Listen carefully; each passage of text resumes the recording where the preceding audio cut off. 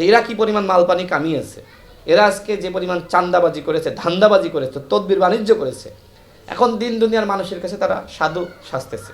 কিন্তু আসলে কি এরা সাধু? বাংলাদেশের জনগণ কেন এনসিপিকে ক্ষমতায় আনলো না? আমার প্রশ্ন সেখানে। নেপালে গণ অভ্যুত্থানের শক্তি ক্ষমতায় এসেছে, বাংলাদেশে কেন আসলো না? ওই যে চাঁদাবাজির কারণে, ওই যে তদবির বাণিজ্যের কারণে, লুটপাট করার কারণে। তো এইগুলো করে আসলে সাময়িক সময় হয়তো বাহবা পাওয়া যাবে, জামাত এবং যারা শিবিরের রয়েছে তাদের ভালোবাসা পাওয়া যাবে, তাদের লাইক কমেন্ট পাওয়া যাবে, কিন্তু দিন শেষে ওই নেপালে যেমনিভাবে অভ্যুত্থানের শক্তি ক্ষমতায় এসেছে, আপনারা ক্ষমতায় আসার সেই জায়গাটা রাখেননি। আপনারা বেয়াদবিতে নিমজ্জিত হয়েছে। রাজনীতি আর বেয়াদবি এক জিনিস না। নাসিরউদ্দিন পাটোয়ারি রাজনীতি করছে না, বেয়াদবি করছে। একসময় জামাতের সাথে বেয়াদবি করেছে, এখন বিএনপির সাথে বেয়াদবি করছে।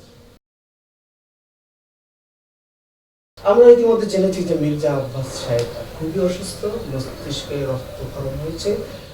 গণমাধ্যমের বরাত দিয়ে আমরা অনেক কিছু দেখতে পাচ্ছি। কেউ কেউ বলছে যে মির্জা আব্বাসের এই অসুস্থতার জন্য নাসিরউদ্দিন পাটোয়ারি দায়ী। এ বিষয়ে আপনি কি বলবেন? দেখেন, একটা মানুষের তো আসলে সহ্য করার একটা লিমিট আছে। এই নাসিরউদ্দিন পাটোয়ারি যেভাবে মির্জা আব্বাস সাহেবকে নিয়ে প্রতিদিন গালিগালাজ, তাকে চাঁদাবাজ বলা এবং তাকে যে ভাষায় কটাক্ষ করছে, এই মানুষটি আসলে কত সময় নিতে পারবে? তার তো বয়স হয়েছে, তাই না? দেখেন, তিনি কয়েকবার কিন্তু এই বিষয়ে তিনি বক্তব্য দিয়েছেন যে তোমাদের এই ধরনের রাজনীতি করা উচিত না, মানুষকে টুপি মাথায় দিয়ে গালিগালাজ করো, এটা কোন ধরনের রাজনীতি? তার মানে কি তিনি অবশ্যই এই বক্তব্য নিয়ে অবশ্যই এক ধরনের বিরক্তির মধ্যে ছিলেন। এবং গোলাম মাওলা রনি ভাই তার ফেসবুকে একটি পোস্ট করেছেন যে তিনি অসুস্থ হওয়ার 2 দিন আগেই আপনার মির্জা আব্বাস সাহেবের সাথে তার কথা হয়েছে। তিনি কিন্তু সেই সময় এক ধরনের হতাশা ব্যক্ত করেছেন এবং তিনি যে আসলে বিরক্ত সেটি তিনি তাকে জানিয়েছেন। এখন বলা হচ্ছে যে না, নাসিরউদ্দিন পাটোয়ারির কারণে না, তো কার কারণে? এই মানুষটি ঠিক আছে, আমরা আল্লাহ আমাদের যে কোনো সময় সুস্থ করতে পারে, অসুস্থ করতে পারে, কিন্তু এই যে মানসিক যন্ত্রণা, এটা তো তাকে দেওয়া হয়েছে, তাই না? এটা তো তাকে দেওয়া হয়েছে। এখন সামাজিক যোগাযোগ মাধ্যমে আপনি জামাতের সাথে যেহেতু জোট করেছেন, জামাতের যারা সাইবার যোদ্ধারা রয়েছে তারা আপনাকে ফলো করছে, আপনাকে বাহবা দিচ্ছে। আপনি যে সময় জামাতের বিরুদ্ধে ছিলেন, জামাত আপনাকে গালি দিয়েছে, শিবির আপনাকে গালি দিয়েছে। যে সময় পক্ষে নিয়েছেন তারা আপনাকে ফলো করা শুরু করেছে। এখন এই যে জনপ্রিয়তা আপনি মনে করছেন আপনার তৈরি হয়েছে, এটা সুযোগ নিয়ে আপনি প্রতিনিয়ত আপনি তাকে চাঁদাবাজ বলছেন। এমনকি আমি খুব দুঃখ লাগে, অনেকে হাসনাত আবদুল্লাহর প্রশংসা করে, কিন্তু হাসনাত আবদুল্লাহ যে জঘন্য কাজটি করেছে সেটি হলো একজন শিশুকে তার পাশে বসিয়ে সে স্লোগান ধরেছে মির্জা আব্বাস, আর ওই শিশু বলেছে চাঁদাবাজ, চান্দাবাজ। What is this? আপনি কিসের নতুনত্ব শেখাবেন? আবার দেখলাম যে সে কয়েকদিন আগে বিশাল আপনার লাইভ করেছে, সে তার হাসনাত আবদুল্লাহর জবাবদিহিতা। আমি একটু প্রশ্ন করি, সেটি হলো আপনি যে এমপি হিসেবে পাশ করলেন, আপনি যে সুযোগটি পেয়েছেন, বিএনপি বা অন্য দলের কোনো প্রার্থী ও ধরনের সুযোগ পেয়েছিল? আপনার আসনে বিএনপির একজন হেভিওয়েট ক্যান্ডিডেট, তিনি নির্বাচন করতে পারেননি, প্রথমত গেল। দ্বিতীয়ত হলো যে আপনি কয়েকশো কোটি টাকার বরাদ্দ আপনার এলাকায় নিয়েছিলেন এবং এটা প্রথম আলো সহ সমস্ত গণমাধ্যমে এসেছিল। নির্বাচনের সময় আপনি কি করেছেন? আপনি দেখিয়েছেন, দেখো তোমাদের জন্য কিন্তু এই রাস্তা করে দিয়েছি, তোমাদের জন্য এই বরাদ্দগুলো আমি এনেছি, সুতরাং আমাকে ভোট দিলে আমি ভবিষ্যতে আরও বেশি উন্নয়ন করতে পারবো। আমি তার একটি বক্তব্য দেখলাম যে আমি তো 100 টাকাও খরচ করি নাই। আরে আপনি তো সরকারের কোটি কোটি টাকা খরচ করেছেন, অন্তর্বর্তীকালীন সরকারের। এটা কি মানুষ ভুলে গিয়েছে? হ্যাঁ, জামাত এবং যারা এনসিপি তার তো এটা সামনে আনবে না, কিন্তু এটা তো সত্য যে আপনি, নাহিদ ইসলাম, আসিফ মাহমুদরা আপনাদের এলাকায় কি পরিমাণ বরাদ্দ নিয়েছিলেন। আপনারা কোটি কোটি টাকা বরাদ্দ নিয়েছিলেন। এখন রাশেদ খান কি তার নির্বাচনী ক্যাম্পেইনে গিয়ে বলতে পেরেছে যে আমি তোমাদের জন্য এই 300 কোটি টাকার বরাদ্দ এনেছিলাম? তাহলে মানুষ কি করবে? স্বাভাবিকভাবে সেখানে হাসনাত আবদুল্লাহ যেহেতু এই যে আপনার অন্তর্বর্তীকালীন সরকারের সুবিধা গ্রহণ করে তিনি এই কাজগুলো করতে পেরেছেন, তাকে মানুষ ভোট দিয়েছে। তো মাথায় রাখতে হবে যে আপনি কিন্তু নিজের থেকে 100 টাকা খরচ না করলেও সরকারের শত শত কোটি টাকা আপনার পিছনে ব্যয় হয়েছে, এটা কিন্তু মাথায় রাখতে হবে। এটা আপনার জবাবদিহিতা, এই জবাবদিহিতা আপনি কোথায় দিবেন? সুতরাং আমি আসলে যেটি বলবো যে তারা এই যে সিনিয়রদেরকে মানুষের কাছে যে ধরনের বলা যায় যে তাদের চরিত্র হননের রাজনীতি শুরু করেছে, এটা কোনোভাবেই নতুন রাজনীতি হতে পারে না। আমি অবশ্যই মনে করি আজকে মির্জা আব্বাস সাহেব তিনি যে হাসপাতালের বিছানায় কাতরাচ্ছেন, ইতিমধ্যে তার 2টা অপারেশন হয়েছে, অত্যন্ত খারাপ সময় তিনি পাড়ি দিচ্ছেন। এর জন্য অবশ্যই নাসিরউদ্দিন পাটোয়ারিকে দায় নিতে হবে। আমাদের অসুস্থতা অবশ্যই এটা তো আল্লাহর পক্ষ থেকে আসে, তাই না? সুস্থতা অসুস্থতা, কিন্তু তারপরেও তাকে যে মানসিক বিষণ্ণতায় আপনি ফেলেছেন, এর দায়িত্ব নিতে হবে। আজকে আপনি দোয়া করছেন, মারার পরে আপনি দোয়া করছেন না, ফাজলামি পাইছেন। এরা আসলে জাতীয় বেয়াদবে পরিণত হয়েছে। নাসিরউদ্দিন পাটোয়ারিকে আমি জাতীয় বেয়াদব বলবো, এবং অনেকে তাকে এখন ফেসবুকে বলছে যে গালিবাজ নাসিরউদ্দিন পাটোয়ারি। এই কথাগুলো আজকে কেন বলতে হচ্ছে? আপনাদের আচরণের কারণে।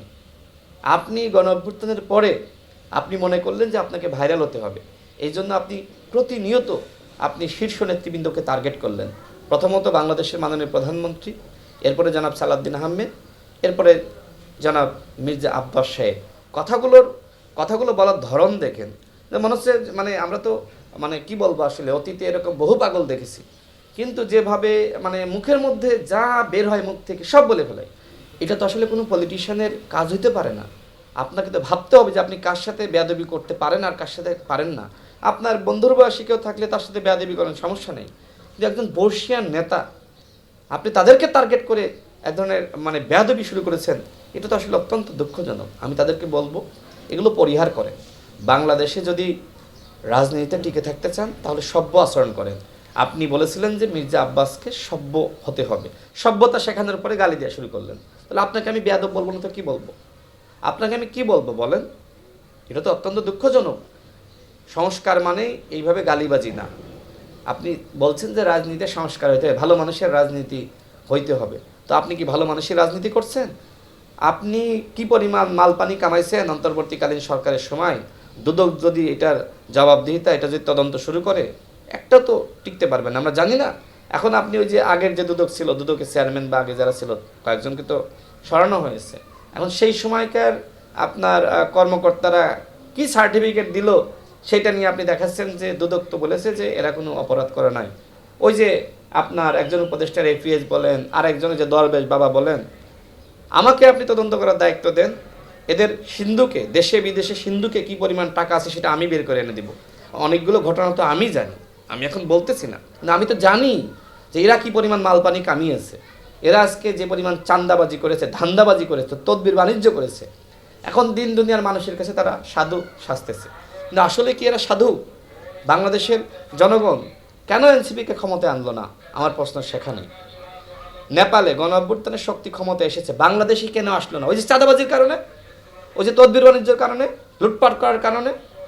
তো এইগুলো করে আসলে সাময়িক সময় হয়তো বাহবা পাওয়া যাবে, জামাত এবং যারা শিবিরের রয়েছে তাদের ভালোবাসা পাওয়া যাবে, তাদের লাইক কমেন্ট পাওয়া যাবে, কিন্তু দিন শেষে ওই নেপালে যেমনিভাবে অভ্যুত্থানের শক্তি ক্ষমতা এসেছে, আপনারা ক্ষমতায় আসার সেই জায়গাটা রাখেননি। আপনারা বেয়াদবিতে নিমজ্জিত হয়েছেন। রাজনীতি আর বেয়াদবি এক জিনিস না। নাসিরউদ্দিন পাটোয়ারি রাজনীতি করছে না, বেয়াদবি করছে। একসময় জামাতের সাথে বেয়াদবি করেছে, এখন বিএনপির সাথে বেয়াদবি করছে।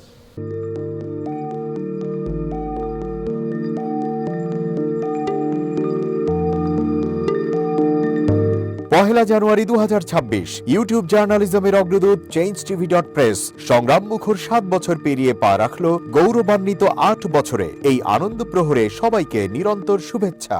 আমি নিজেকে ধন্যবাদ মনে করি, আমি সৌভাগ্যবান।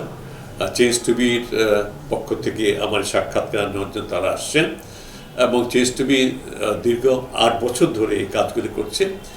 আমি তারা অনেক ভালো কাজ করেছেন, দেশের মানুষের সুখ দুঃখের কথা প্রত্যক্ষ তুলে ধরছেন। আমার আশা থাকবে চেঞ্জ টিভি সামনের দিকে উত্তরোত্তর আরও সমৃদ্ধ হবে। একটাই শুধু আমাদেরকে উপদেশ দিতে চায় তাদের কাছে, সেটা হচ্ছে সত্য কথাটা মানুষের সামনে তুলে ধরা, মানুষের ভিতরে কি চায় তাদেরটা তুলে ধরা, মানুষের প্রত্যাশা তুলে ধরা, এবং মানুষের মধ্যে এই যে দেশাত্মবোধটা এবং সত্যবাদীটা, এটা জাগরণ করে চেঞ্জ টিভির সামনের দিকে এগিয়ে যাবে। এবং যারা দেশের কথা চিন্তা করে এবং দলমত নির্বিশেষে যে লোকগুলো আছে, তারা দেশের কথা চিন্তা করে, দেশের উন্নয়নের কথা চিন্তা করে, কোনো পক্ষপাতিত্ব করে না, তাদের বক্তব্য দেশের মানুষের তুলে ধরা, এই কাজগুলি সামনে এগিয়ে নিয়ে যাবে, এটা আমাদের প্রত্যাশা। অনেক ধন্যবাদ আপনাদেরকে, দেশবাসীকে, দেশবাসী সবাইকে আমি ধন্যবাদ জানাচ্ছি। changeTV.press এক ফোঁটা হলুদ নেই। আমরা শুধু আপনাদের কাছে একটাই আবেদন করব, মিথ্যার পিছনে দৌড়বেন না, সত্যকে ধারণ করেন, সত্যকে জনগণের কাছে তুলে ধরেন। সেটা যতই কঠিন হোক না কেন পিছপা হবেন না, ভয়ের কোনো কারণ নেই। আল্লাহর সাথে থাকেন, আল্লাহ আপনাকে সাহায্য করবে। কোনো মানুষের কাছ থেকে কোনো সাহায্য কামনা করবেন না। ধন্যবাদ। changeTV.press, এক ফোঁটা হলুদ নেই।